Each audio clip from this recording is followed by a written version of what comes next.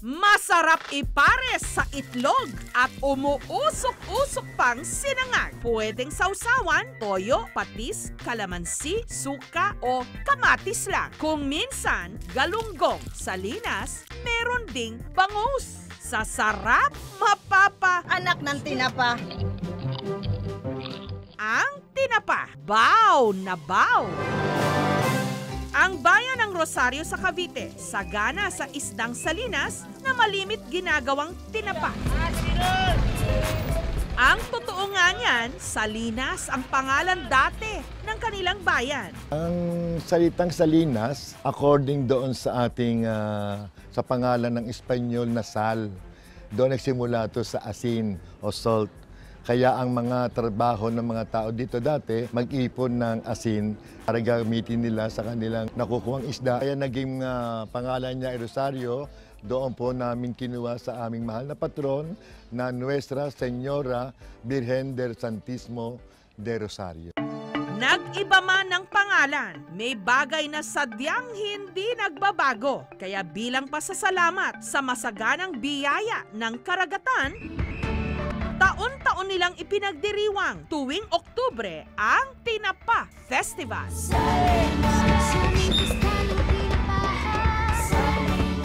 Nitong Lunes, napuno ang kalsada ng mga mananayaw. Mga 50% ng tao dito sa bayan ng Salinas at ang kanilang hanapbuhay ay ang mangingisda at tagluluto ng tinapa. Hindi lang dito sumisikat na sa buong mundo. Karamihan kasi ng mga residente rito sa tinapa nabubuhay at ang isa sa mga tradisyonal na nagtitinapa ang pamilya ni Al. Kasi noon nagsimula lang kami sa maliit, gusto ng mga magulang ko na lumaki, kaya yung pwesto niya, pinilit din na mapalaki. Ang mga isdang ibinabagsak sa fish port, pinapakyaw at inihihiwalay ayon sa uri ng isda. May pandaing, may pang tinapa. Isa-isang hinugasan ng mga isda. Pagkatapos na mapilihan yung mga gagawin tinapa, maglalatag ka ng dulo tsaka baklad. Pinatuyok at niluto sa tubig na may asin. Ngayon pinipilihan pa nila yan kasi nga merong magaspang, yung sa size niya, merong pino. Kasi pagdating sa palengin to, iba na presyo. Sunod na inilagay sa dalarayan o malaking tray na gawa sa kawayan. Ipinasok sa pugon kung saan pinausukan sa loob ng 15 minutos. Natural na usok yung ginagamit namin. Isang araw sa galunggong, minsan kumukuha kami ng mga 50. Bukod pa yung ibang variety ng tinapa tulad ng bangos tsaka yung tunsoy na tinatawag nga yung tinapang Salinas. Sa simpleng salita, ang tinapa, pinausukang isda o smoked fish sa Ingles. Kadalasang hindi kaaya-aya ang amoy nito. Mabusising ihanda. Pwede kasing maging hilaw o sunog kapag hindi marunong magtansya ang naghahanda. Ito raw marahil ang dahilan kung bakit nagkaroon ng Pinoy expression na anak ng tinapa kapag tayo'y naiinis.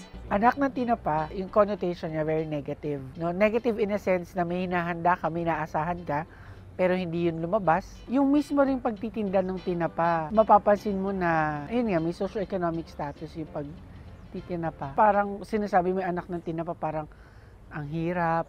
Dito sa Rosario, matatagpuan ang mga anak ng mga nagtitinapa. Si Doktora Carol, proud na anak ng tinapa. Tinapa kasi ang nakapagtustos sa pag-aaral nilang magkakapatid, nakapagpundar ng iba't iba nilang mga ari-arian.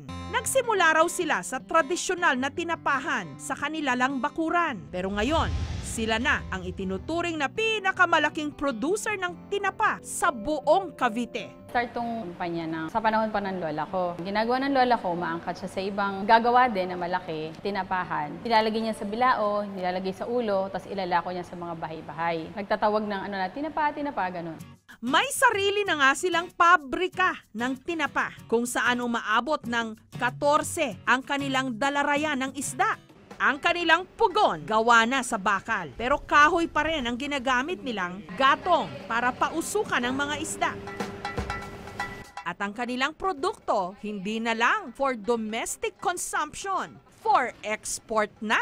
Yung bata ako, nahihiya ako. Kasi syempre yung mga bata, pag nagbiruan, di ba? Ay, kaya hindi ko pinapaalam na ito yung hanap buhay. Pero nung nag-college, dami nainggit, sabi niya, uy, buti pa kayo may negosyo. Proud kami kasi ito nga yung napundar nung nanay ko sa hirap niya sa pagtitinapa. Kumbaga, ang puhunan niya ay blood, sweat, and tears. Hindi matatawaran yun.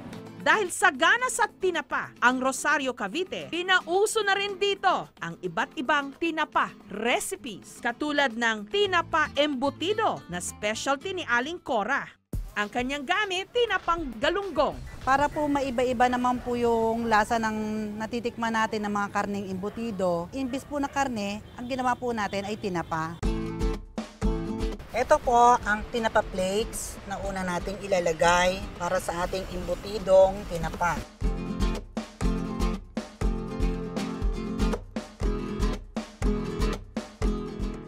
Iglalatag po tayo rito. And then iro-roll po natin siya ng ganyan. Ilalagay na po sila natin dito sa steamer. Ito po ang pinagmamalaki ng bayan ng Rosario, ang amin pong tinapang embutido. Bili na po kayo. 80 pesos kada pack. Yung number one ko po nalalasahan po yung tinapa po, na may kasama po naghahalo po ng keso. Tsaka po yung kanyang lasa rin po ng itlog, perfect po talaga ang lasa. May isa pang pasabog si Aling Cora, ang dynamite tinapa. Kailangan po nating i-debone ang ating tinapa.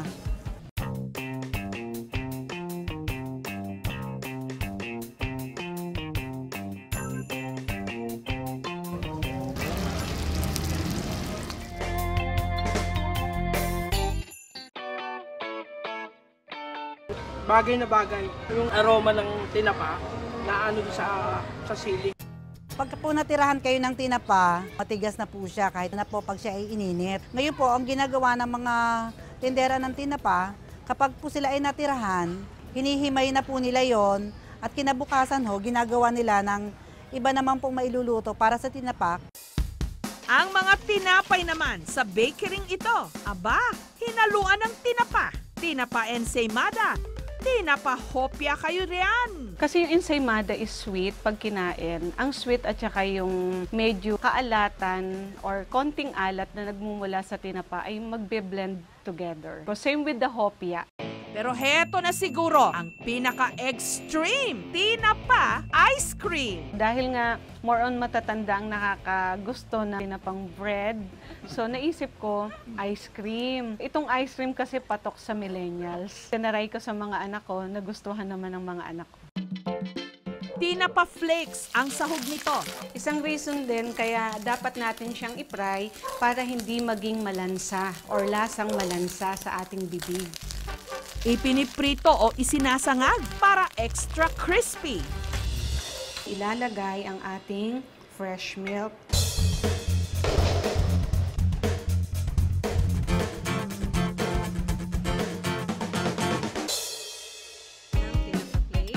At ang pinakahuli niyang imbento, dinagdagan ng ube.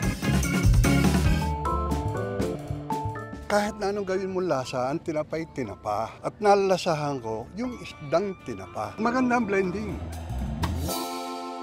Sa karinderyang ito naman, ang secret ingredient daw ng kanilang pansit luglog, tinapa toppings. Ang recipe, ipinamana pa raw ng yumaong biyanan ni Veronica. Ayan po, gagawa tayo ng pansit luglog with tinapa flakes.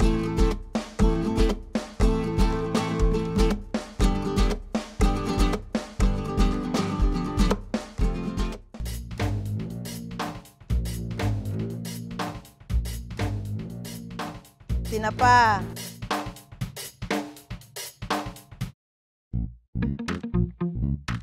Lasang-lasa ko po yung tinapa. Alinamnam po.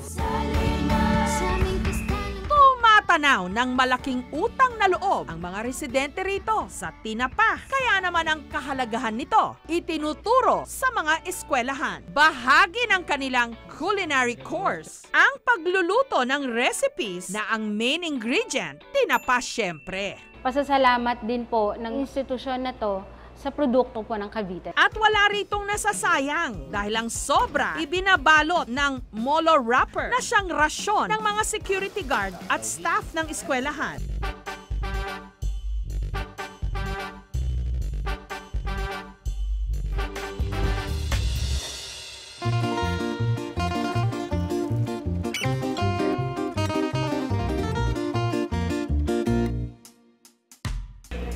Sarap! Dahil po yung isda, tinapa, bagay po yung sauce na matamis na maasim. Where there's smoke, there's fire. Pag may usok, may pasabog na tinapa. Thank you for watching, mga kapuso. Kung nagustuhan niyo po ang videong ito, subscribe na sa GMA Public Affairs YouTube channel. And don't forget to hit the bell button for our latest updates.